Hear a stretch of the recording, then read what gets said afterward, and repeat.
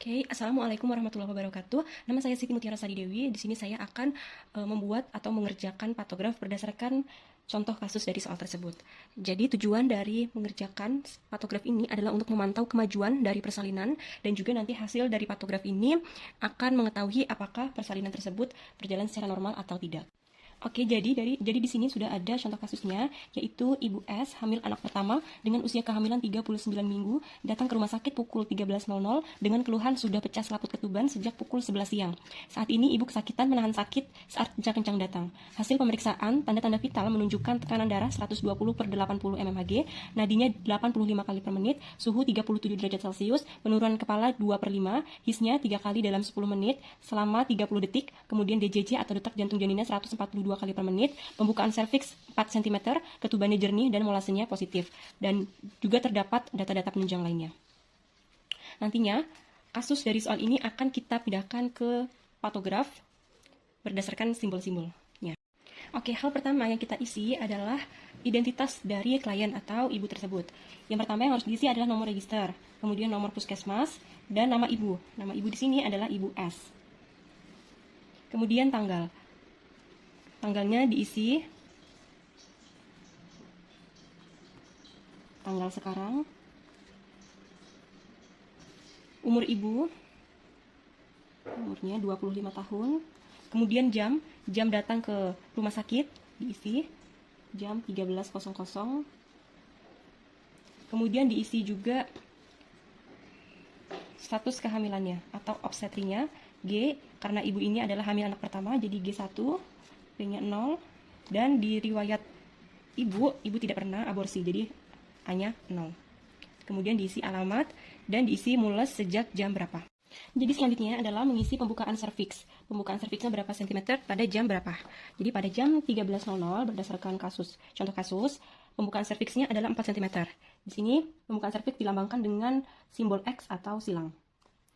Selanjutnya adalah penurunan kepala. Kita mengisi penurunan kepalanya. Di soal penurunan kepalanya adalah 2 dari 5. Jadi di sini kita simbolkan dengan simbol bulat di angka 2. Seperti itu. Kemudian di sini kita mengisi air ketuban dan juga penyusupan. Dari soal diketahui bahwasannya ketubannya itu jernih. Kalau jernih kita lambangkan dengan huruf J. Huruf J. Kemudian penyusupan. Penyusupan di sini molasenya adalah +1. Berarti kita kasih angka 1 di sini. Selanjutnya beralih ke DJJ atau denyut jantung janin. Pada kasus, DJJ dari janin itu adalah 142 kali per menit. Kita isi DJJ-nya, 142 kurang lebih di sini. Simbolnya adalah titik. Selanjutnya setelah DJJ, kita beralih ke tanda-tanda vital. Yang pertama itu adalah tekanan darah. Di soal ini, di kasus ini tekanan darahnya adalah 120/80 mmHg. Tekanan darah disimbolkan dengan panah yang ada merujuk ke atas dan merujuk ke bawah. Jadi startnya dari 120/80. 120 di sini, kemudian 80 di sini. Kita beri simbol tanda panah, tarik garis.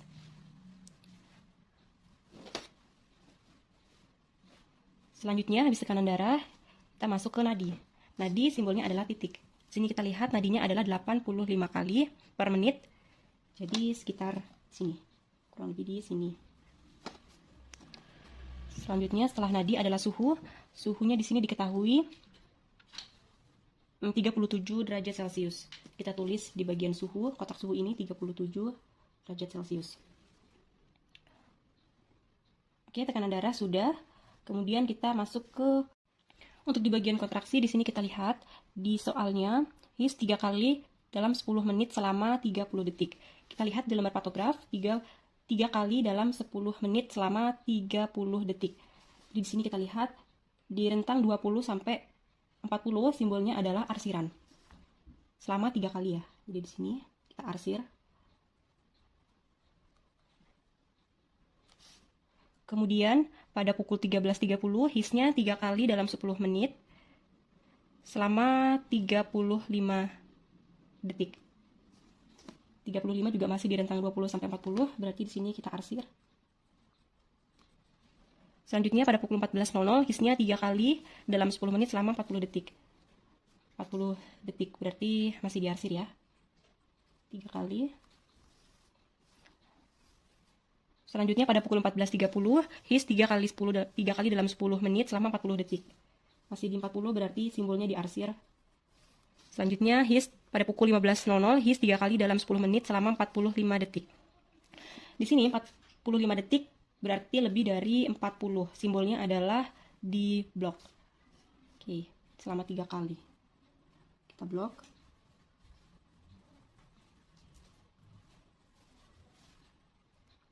Kemudian pada pukul 15.30, hisnya 3 kali dalam 10 menit selama 45 detik. Berarti juga di blok.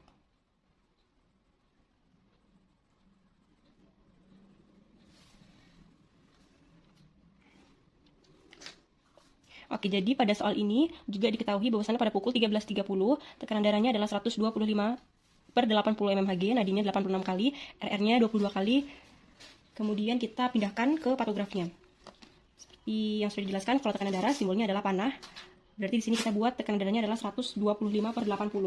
Berarti di sekitar bagian sini, panah ke atas, kemudian 80. Panah ke bawah kita tarik garis. Selanjutnya nadinya 86 kali per menit. 86 kita beri simbol titik. Kemudian, oke, udah ya berarti. Oke, suhu nggak diketahui, kemudian respiratory rate-nya 22 kali per menit. Oke, sesudah itu, pada pukul 15.30 ini ibu telah mengeluh ingin BAB dan tidak kuat menahan dorongan. Selanjutnya pada pukul 16.00, bayi lahir perempuan dengan berat badan 2.800 gram, tingginya 48 cm. Itu kita tulis di bagian sini. Jadi pada pukul 16.00, kita isi persalinannya itu spontan atau tidak.